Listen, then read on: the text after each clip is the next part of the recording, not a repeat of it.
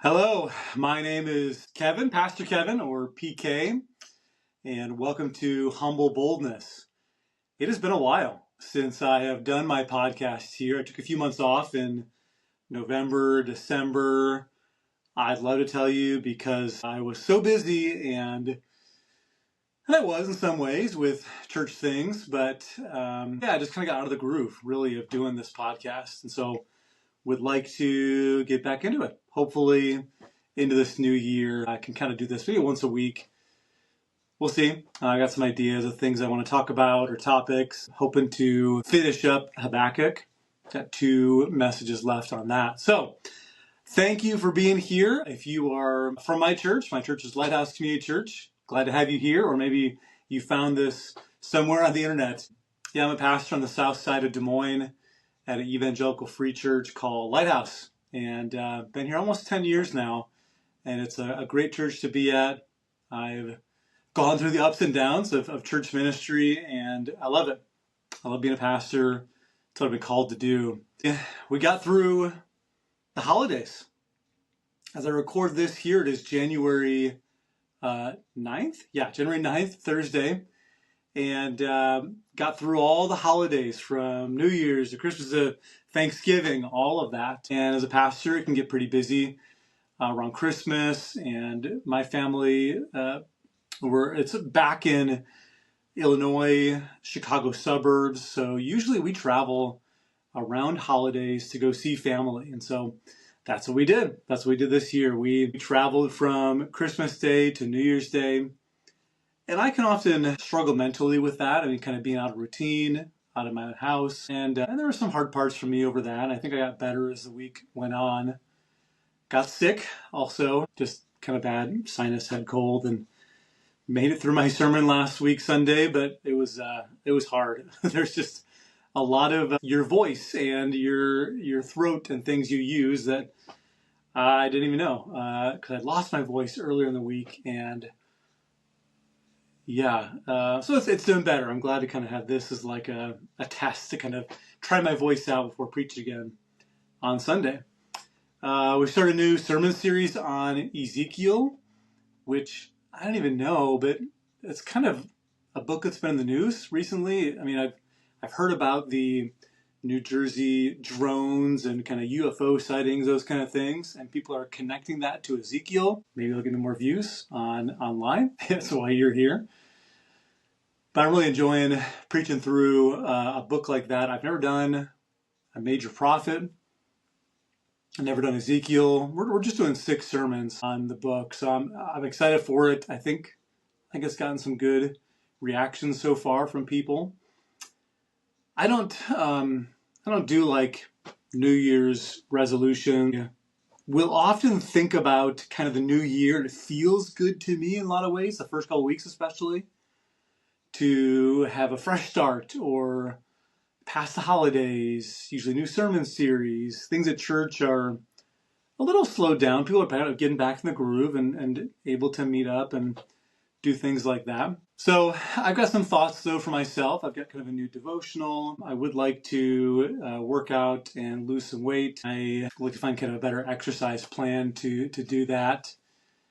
We've got an idea kind of with some of our finances to help with that. So a couple things I've been thinking through at least for the new year.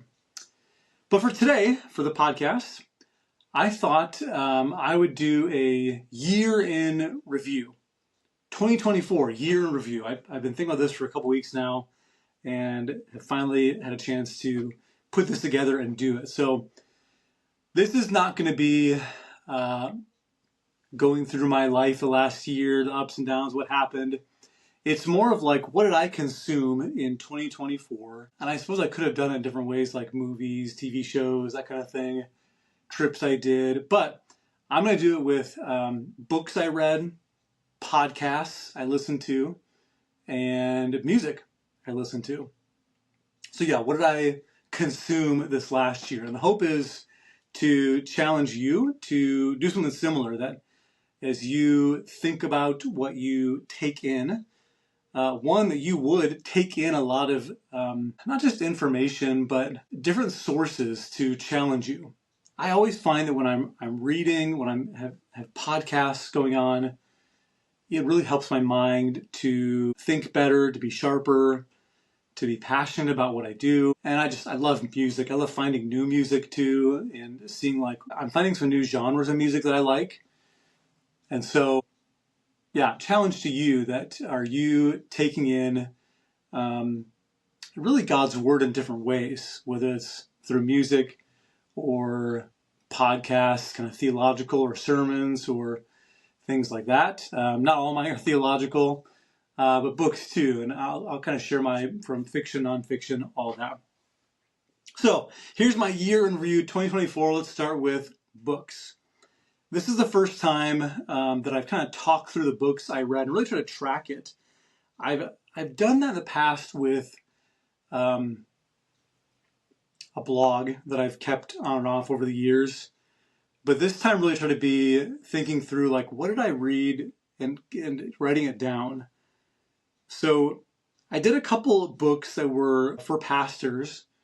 I was part of a group that the awesome Larry Austin put together that read The Unwavering Pastor. And that was a really good book to think through the ups and downs of ministry and how do you, as the book says, kind of be unwavering when the waves crash around you, when ministry's hard, life is hard, all of that. What do you do? What are the sustainable practices? And we kind of did it as a Zoom call with two of the pastors, Larry and myself. We read as an elder group this last year, The Great Dechurching. That was a really insightful book for us as we looked at the past, 4 or 5 years as a church, from COVID to different things that have caused, I think, some people in our church or around us to de-church. And I look at some research and try to figure out why are certain people going to church less who were very active, or maybe they're going to other churches.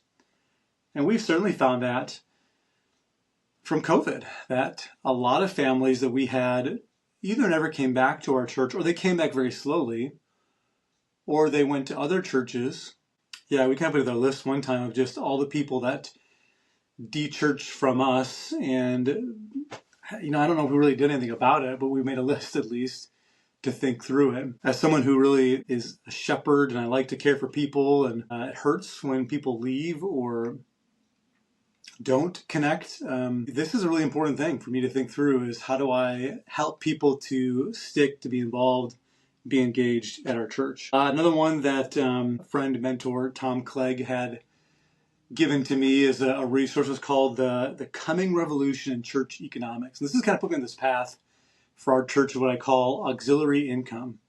We have big property behind us. We've looked at renting our land, selling our land. We've looked at having a preschool, coffee shops, all kinds of ideas, and some that have worked, some that have not. But how do we supplement our giving if we experience this de-churching thing? And how do we just continue to do what we feel like God has called us in our neighborhoods and our communities with the funds that He has provided us with? I think one of the books that I listened to this last year, did a few that on Spotify. There's a lot of free books on there. And one was Spurgeon on the Christian Life. I've got a couple of these books now, and I really enjoy them because they give kind of a mixture of history of the person. So Charles Spurgeon and his preaching and who he was, his pastoring, but then also his theology and how it applies to us today. And so it's a good combination for me of kind of storytelling, kind of a narrative, a biography of somebody, but then some theology in the midst of that. There's a number of books too that I started listening to, and I haven't finished yet, or I'll come back to them. Like one of them was one of the actors in Parks and Rec wrote a book about Pawnee. And I just need something light to read or listen to. And so I listened to that, and it was just good laughter, funny. And I haven't finished. I may not finish it, but it was a good change of pace. Rosaria Butterfield, read her biography. That was really good for the most part. I think I really enjoyed her story and story of hospitality, how she went from being a radical feminist, lesbian, teacher, teaching those things, to then a Christian, and how she was brought there by a pastor in hospitality. Some of the second half of the book, I just kind of skimmed over, I guess. It just kind of got too wordy for me. Another one that my brother Sean and I read was called Practicing the Way by John Mark Comer. I had done just a two-part sermon series on a rule of life, and I found that book, and Sean and I read together. And it just has some really helpful ways to think through a rule of life, really helpful practices. I like his writing. I've read, I think, two or three of his books, and I listened to a lot of this one too on Spotify, and I recommend it. It's a really good one. One that I'm reading again this year with a book club. Read my own last year, was called The Unseen Realm by Michael Heiser.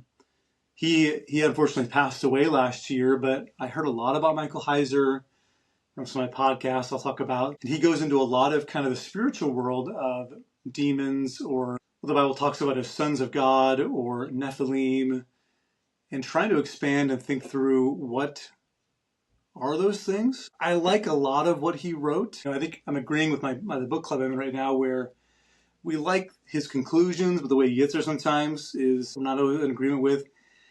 I think he goes to a lot of other material, like the Book of Enoch, or trying to look at, I don't like this Hebrew manuscript, so I'll use this one instead. And I think it's stretching things a little bit too far. He makes some really good biblical cases, too, for what is happening in Genesis 6.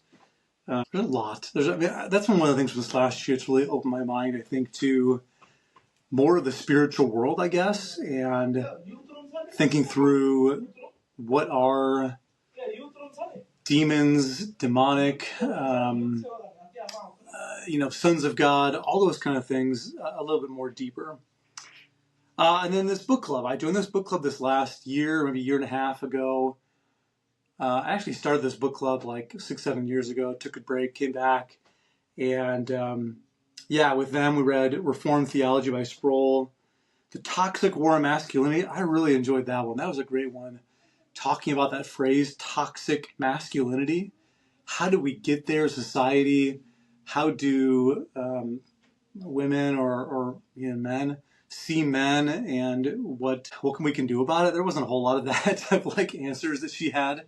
Nancy Pearcey wrote that one, but really enjoy those discussions and thinking through manhood, biblical manhood especially, and how do we encourage men to be healthy men. Another book we read in the book club that I was surprised that I really enjoyed was called Gilead. We wanted to do a fiction book, and we picked up Gilead, and I didn't know quite what to think of it at first. I've seen recommendations for it here and there. It's about a pastor, but I felt like, I don't know, so much comfort and peace reading some of the way that she writes. I don't know. I don't think you have to be a pastor to appreciate it, but it's a fiction book about a pastor in Iowa, which appealed to me. But some of the history that she brings in about the Civil War, father-son relationships, it was just really good. And then we read Mere Christianity, which I've read that a couple of times, probably 4 or 5 times now. C.S. Lewis is good, but he's difficult. I think years ago I would have thought to give that to somebody who's doubting their faith or not a Christian, but I don't know today if I would give that. It's still good. I love it. But and then finally, for books I read, I started reading a lot more fiction books. I usually don't. I've gone through phases, seasons, but one of the guys in our church, Andrew Canuck, and his wife Sydney, they put out 3 books this last year, fiction books. He goes by the pseudonym A.K. Bryce with a Y in the middle, if you want to find him. But I read 2 of his books. I bought the third one, I haven't read it yet. But Wyvern's Plague and The Eye of the Moon. And I got to sit down and talk with him, just pick his brain about what he did with these books. He wanted to write fantasy books, different genres of dragons and kind of magic, superpowers, kind of love story. And part 1 this year, and then part 2, 2025, part 3 the next year. I enjoyed both of those. I think Wyvern's Plague I really enjoyed the most.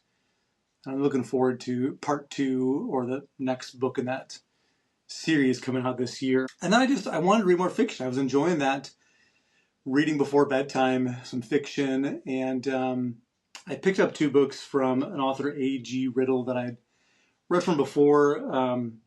Antarctica Station, Quantum Radio. I had read one of his books before, I forget what it was called, but he kind of likes to do kind of a science fiction twist to some of his books. He gets really wordy, though. I think he's about 200 pages too much a lot of times. And so I tried out a lot of different fiction books, and then at that point I was like, I don't know what to read. So I went back to a series I had read a couple years ago by Felix Palma. I can't really recommend his books because it gets very explicit at times, and I had to skip over a lot of pages, but I love his concept. He takes the author H.G. Wells, puts him as a character in his book, and that his books come to life in some way. The first one that I read is called The Map of Time last year. And so he takes the time machine and twists the time machine different ways in stories and weaves them all together. And so I'm listening to book 2, The Map of the Sky, about the War of the Worlds. So those are the books I read. Let's do podcasts then now too, because podcasts are kind of similar to those with books.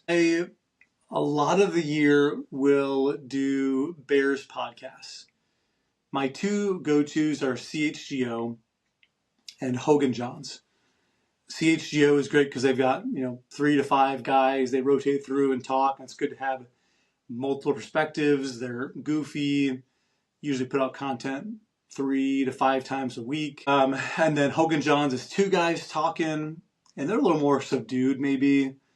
Sometimes they have other guests on. And I loved listening to the Bears before the season started. This year was it was a crazy year. I'm going to do a podcast about that too, because I love the Bears as a hobby, but they're such a volatile, up and down, mostly down hobby. And they want likes and they want things. This really helped me to understand this year. Will rile you up, especially when your team is on a 10, 11 game losing streak. They want you to get angry, and they'll say things to make you angry. And so I feel like I get ramped up with all their excitement before the game and before the season, and then it just takes me down. So I don't know. I need to find some way of dealing with that. One of my favorites, regular listens, is Ninjas Are Butterflies. I love these guys. They're funny. They're Christians. They're conspiracy theorists, which I have not really been in my life, but I'm probably becoming one more and more.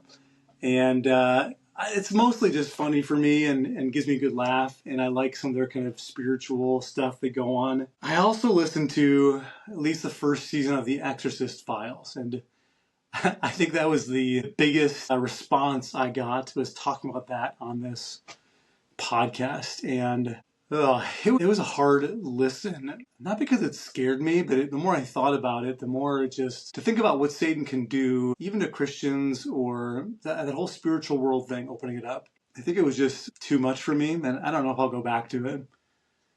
Maybe. I don't know. It was an interesting one. I'll try to listen to my sermons on Lighthouse Community Church every week, just because I want to hear how I sound, flow, pace, filler words, things like that. Blurry Creatures, I listened to them a number of 2. They did a lot. I kind of heard about them from Ninjas Are Butterflies. Again, they're Christians. They're not really funny, a little bit. But they get these deep dives of some weird theology sometimes, or guests they have on. And so I really enjoy that part of it. They'll go into leprechauns and mermaids and aliens, and some of that's just not really for me. But I love their Christian deep dives. And then one I've enjoyed too is called Relevant. They used to be a magazine. Now they're more of a digital content.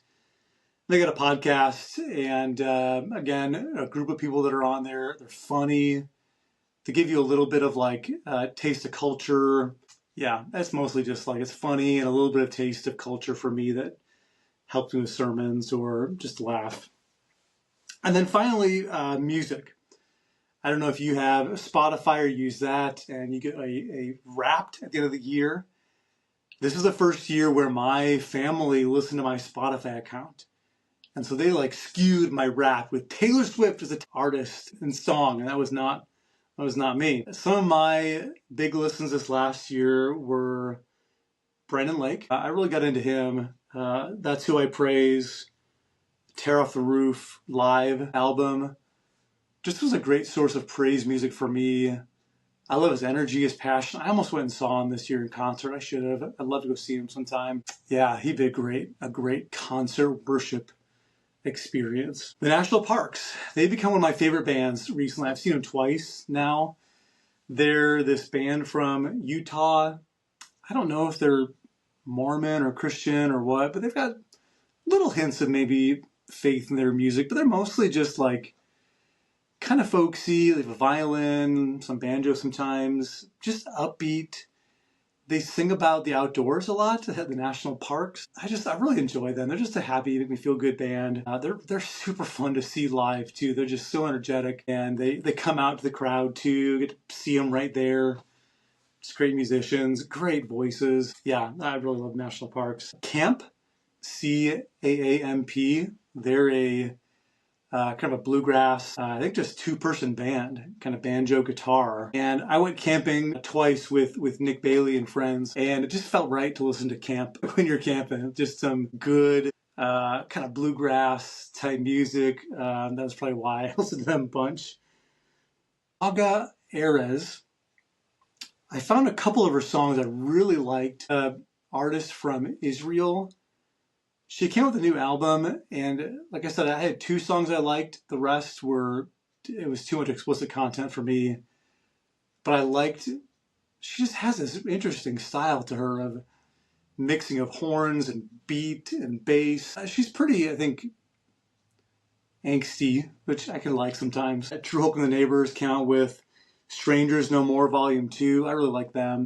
I kind of came onto them later, and they're, excuse me, I guess kind of a country rock type band. I've really got into more, I think, bluegrass, folksy, indie type music. And so their Volume 2 was really good.